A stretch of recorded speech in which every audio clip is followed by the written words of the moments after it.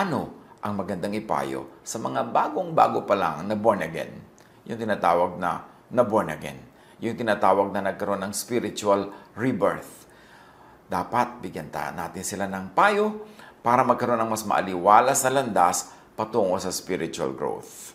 Napakarami na sa mga kapatid ang 30, 40 years na born again, 30, 40 years, 50 pa kung minsan na nasa Panginoon, nasa Bible study, nasa Bible-centered fellowship, Jesus-centered congregations. Pero ano ang pwede nating maipayo para mas maging smooth ang experience, ang paglago, ang kaganapan ng isang bagong born-again Christian?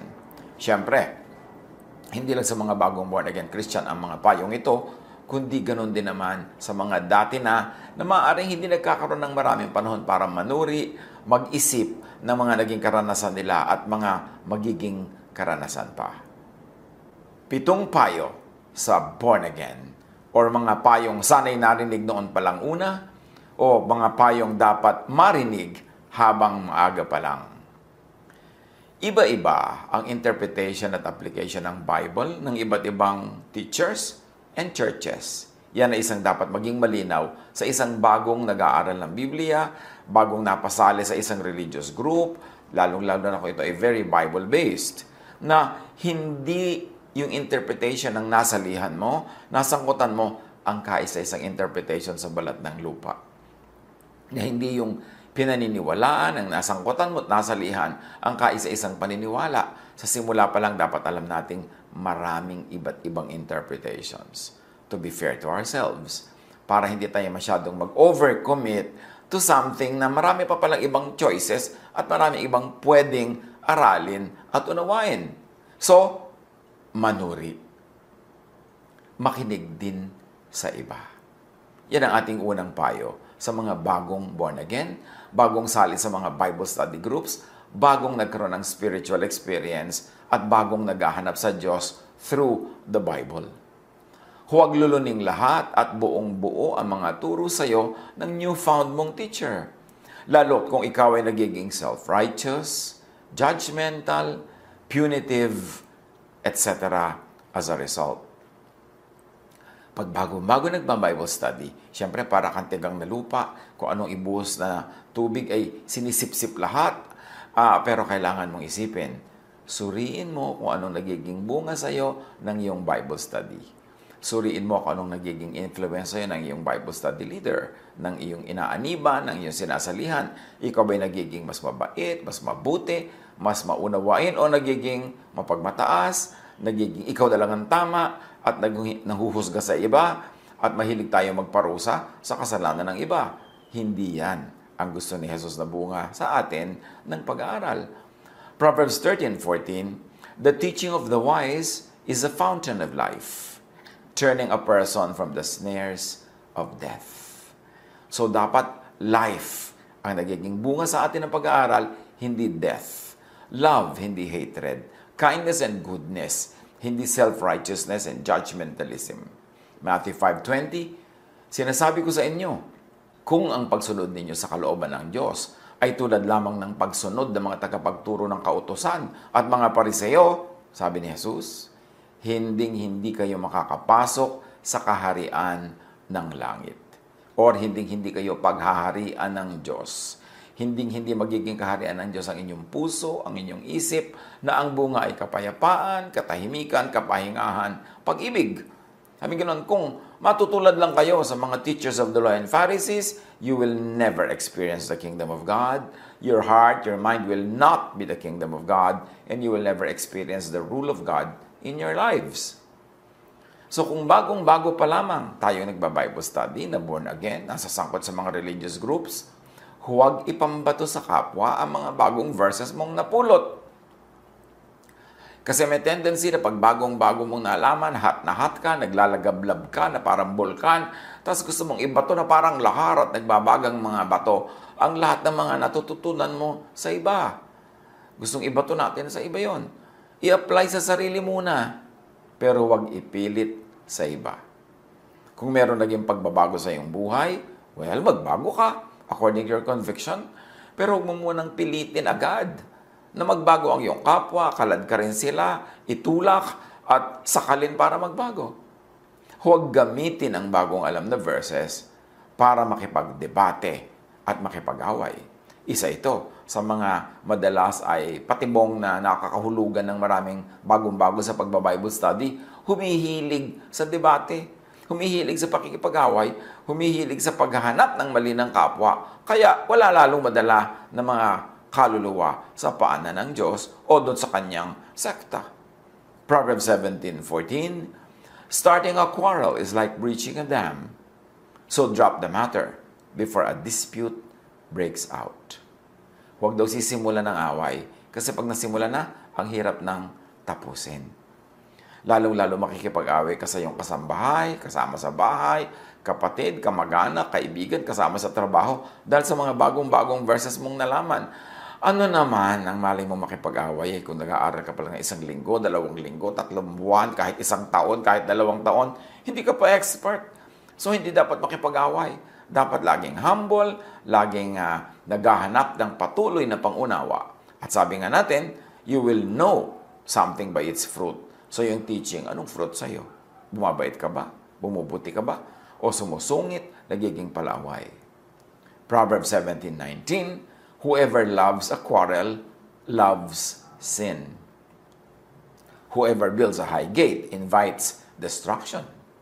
So kung nagsasalita ka ng mataas tungkol sa iyong bagong-bagong pananampalataya, nagsasalita ka ng mataas tungkol sa mga hindi mo naman lubos na uunawaan, naghahamon ka lang ng away noon, naghahanap ka ng gulo at malamang ikaw ay mapahamak o mawalan ka ng spiritual strength and power to bring people to your side of spirituality.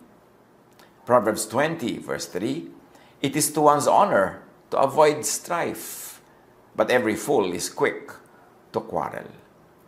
At nakakalungkot, marami mga tao, pag nagsimula silang mag-Bible study, nagsimula silang may malaman na verses, nagiging palaway.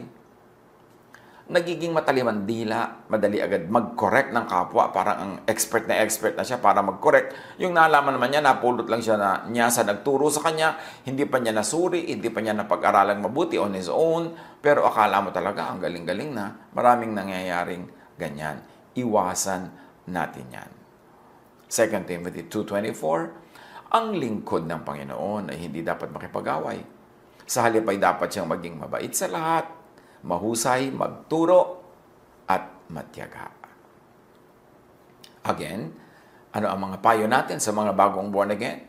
Bagong nagsisimulang ma-involve sa mga Bible studies, sa mga spiritual communities?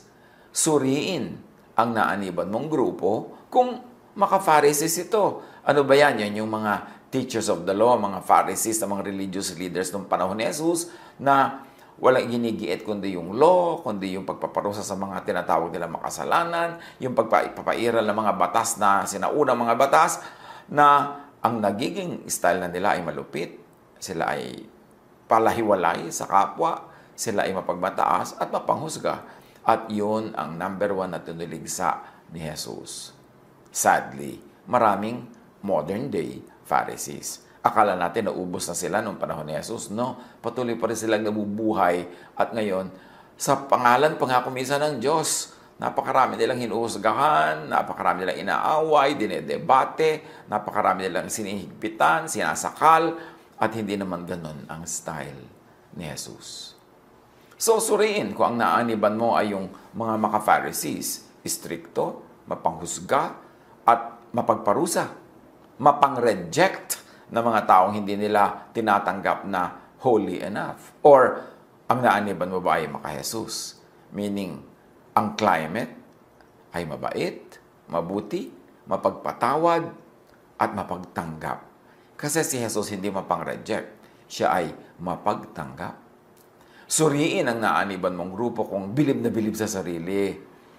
Na nagtuturong sila lang ang tama, ang ligtas, ang anak ng Diyos. Kasi walang ganon. Lahat tayo'y fellow seekers, naghahanap, nagsisikap, at pinupunan ng ating mga pagkukulang ng pag-ibig ng Diyos. So, suriin ang naaniban kung manipulative and controlling. Kasi merong napasali ka sa kanila, kinontrol na ang buong buhay mo. Lahat. Love life mo, hanap buhay mo, kinakain mo, isinusuot mo, lahat na yung mga pangarap, isusuko mo sa agenda ng sekta. Well, napakaraming ganon. Kaya mag-ingat tayo. Kasi hindi ganon si Jesus. Jesus sets free. Binibigyan niya ang mga tao sa kanyang paligid ng laya. Pumili, layang kumilos, at kahit layang magkamali, hindi niya pinaparusahan agad. Hinahayaan niyang matuto ng matuto mula sa mga pagkakamali. Psalm 26:2, Test me, Lord, and try me. Examine my heart and my mind. Yun dapat ang dalangin natin. Hanapan natin ang effect sa atin ang pag-aaral natin ng Biblia. At hanapan din natin at suriin yung ating sinaaniban, sinasalihan, kung ganun ba ang effect o yung mga dapat ay pag-ingatan. Galatians 5:22-23. Subalit ang bunga ng Espiritu ay pag-ibig, kagalakan, kapayapaan, pagtityaga, kabaitan, kabutihan, katapatan, kahinahunan, at pagpipigil sa sarili. Walang batas laban sa mga ganito. So, malinaw. Kailangan ang nagiging bunga sa iyo ng pag-aaral ng Biblia, ng pagsali sa religious groups, pagsali sa mga religious activities, ay ikay nagiging maibigin. Ikaw ay magalakin. Meron kang kapayapaan, pagtitiyaga, kabaitan, kabutihan, katapatan, kahinahunan, at pagpipigil sa sarili. Pati rin yung grupong inaaniban mo o obserbahan mo kung ganyan ang nagiging bunga ng Espiritu sa kanila. Isa pang payo sa bagong born again, sa bagong kasasali pa lang sa religion o religious group or activity, make a stand against church bullies. Ano ba yung church bully? Di ba merong street bully? Yung mga maton dyan, yung mga naggagaling-galingan dyan, tapag-tapangan, na inaapi-api nila yung mga dumadaan, binubugbog nila, sila, hinihingan nila kung minsan ng pera, hinihingan nila ng kung ano-ano, para sila kung sino. Well, meron ding bullies sa church. Yung mga kapwa believers mo lang, pero nang bubuli, pinakikialaman ng personal choices and private life mo. Nagpupulis tungkol sa iyong spiritual, social life. Naninita, nanguhuli, at nanguhusga. May nagpaparusa pa nga, hindi naman sila ang Diyos. Mag-ingat sa mga ganito sa church. Pag bagong sali ka pa lang sa isang group, hindi mo maiiwasan na may bully. Yung pati suot mo, papakialaman niya, didiktahan niya. Si Jesus nga, hindi nang himasok sa ganyan mga bagay. Kung sino ang yung minamahal, sino ang mamahalin mo, ano ang iyong ambisyon, ano ang iyong magiging trabaho, ano ang magiging vocation mo sa buhay, anong kakainin mo. May mga kasama sa church, kasama sa religious activity na ganyan. Huwag kang pumayag na ibuli ka nila. Wala silang karapatan. Your private life is your private life.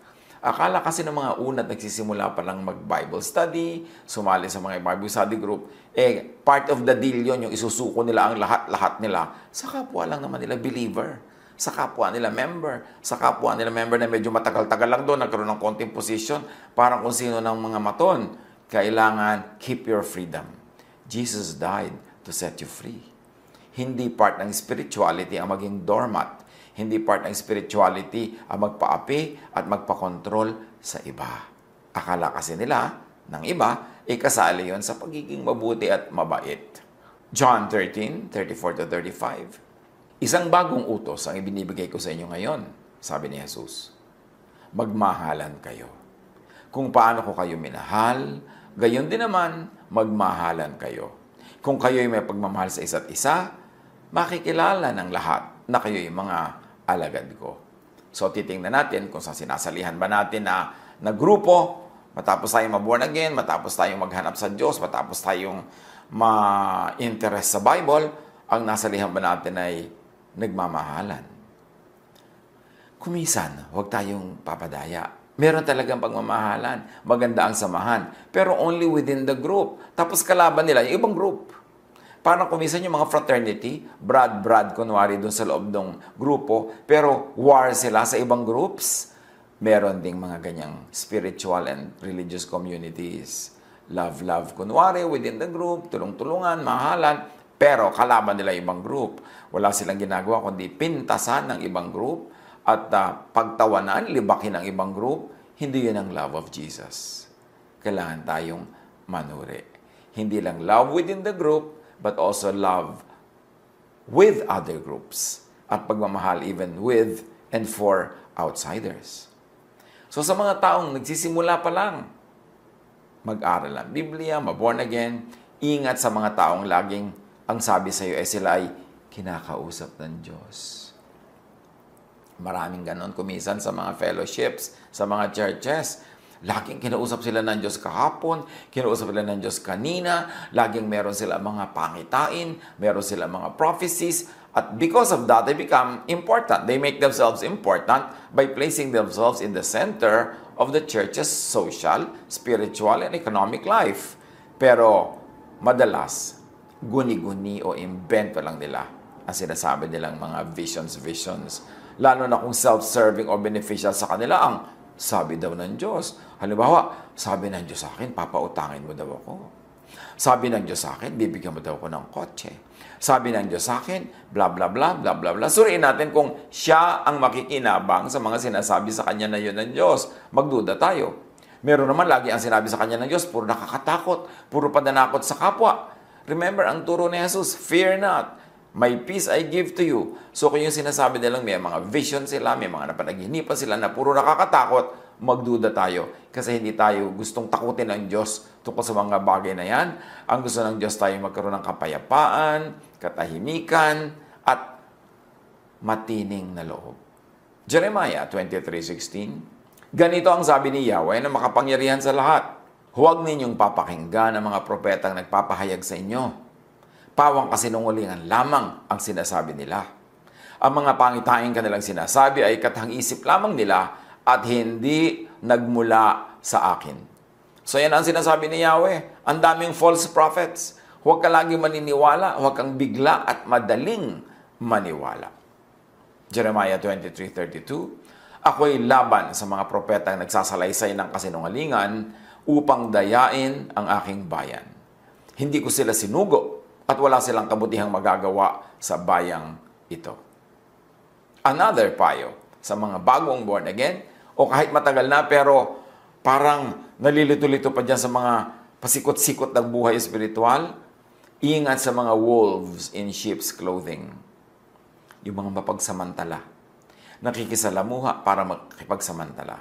Kuminsan nakikisama sa mga fellowship, sa mga prayer, para pala mahulog ang loob mo sa kanila at mautang nila ang pera mo, para makuha nila ang iyong mga kabuhayan, para pakinabangan ka nila. Maraming ganon. Sumasali sa mga Bible study, sa mga fellowship, pero merong ulterior motive.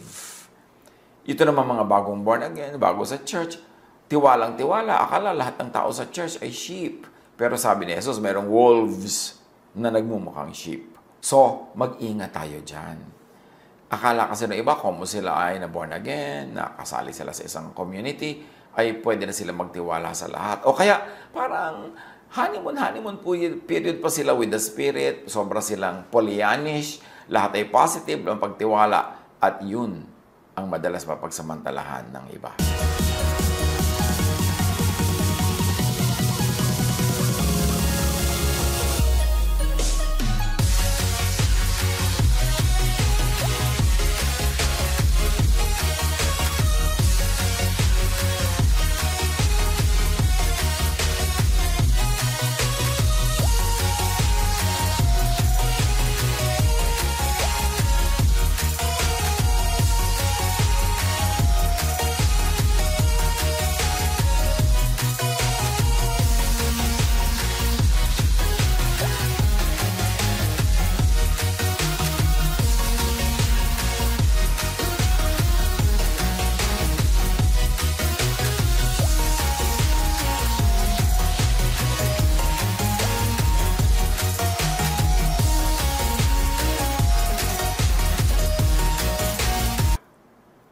Mark 12:38-40. Sa kanyang pagtuturo, sinabi ni Jesus, mag-iingat kayo sa mga tagapagturo ng kautusan na mahilig magpalakad-lakad na suot ang kanilang mahahabang damit at gustong-gusto nilang binabati ng mga paggalang sa mga pamilihan. Ang gusto nila ay mga natatanging upuan sa mga sinagoga at ang mga upuang pangdangal sa mga handaan. Inuubos nila ang kabuhayan ng mga byuda at ang mahahaba nilang dasal ay mga pagkukunwari lamang. Dahil dyan, mas mabigat na parusa ang igagawad sa kanila. Si Jesus na nagsasabi, maraming mapagsamantala in the religious community. So dapat mag-ingat-ingat. At ang ikapito, sa pitong payo natin ngayon sa mga bagong born again o mga dati na pero madalas pa ring malito o maisahan, ingat sa business partnerships with the kapatiran. Madalas ang ending ay samaan ng loob, away, hiwalayan o demandahan pa nga. Nangyayari yan. Mas mainam kuminsan huwag makipag-business partner sa mga kasama sa Bible study, sa mga kasama sa church, kasama sa fellowship. Kasi ang hirap pagka nagkasira kayo sa business, kasama yung buong involvement nyo sa inyong spiritual community. Pati yung membership nyo nadadawit, yung activity nyo sa church nadadawit. Mas mabuti pa, huwag na lang makipag-partner with church mates. Yan naman ay kung hindi ninyo sigurado at hindi nyo kilala talaga yung tao. Kung minsan nga kilala mo na, biglang nagkaka-surprise pala. May iba palang ilalabas na darkness yung tao. So, mas mabuti, ingatan yung spiritual relationships. Huwag haluan ng business kung hindi kayo sanay at hindi kayo tiyak. Ingat lang para lumago sa pananalig ng may kasiyahan, balance, at kapayapaan. Do not be the one who shakes hands in pledge or puts up security for debts. Isa itong paalala sa mga mahilig mag-guarantee ng utang, sa mahilig mga sumalo at sumagot sa utang ng may utang, tapos hindi naman siya nababayaran, nagkakasira sila, nagkakagalit din lang. Sabi, ingat, mas mabuti pa huwag mong gagawin ang mga bagay na ganyan. Of course, this is very specific tungkol sa pag-guarantee sa utang ng may utang, but it could be stretched to mean business transactions, financial transactions. Hanggat maaari, huwag isali ito sa iyong spiritual relationships. Dahil pag nagkaroon ng problema, nagkaroon ng aberya, ang mangyayari, pati yung spiritual relationship and activities, nadadamay. Masarap ma-born again. Masarap maging member ng isang community, masarap maging active member ng isang study group, pero tandaan lang ang mga lessons learned in a bitter way, in a sad way, by many who have gone before us. Let us learn from their experiences para ang ating magiging journey, spiritual journey, religious journey, ay maging pleasant. Let us minimize the pain. Let us maximize the joy and pleasure of our spirituality, and let us do the most good. Mag-ingat. Learn from the experiences of others. Happy new life in Jesus. God bless us all.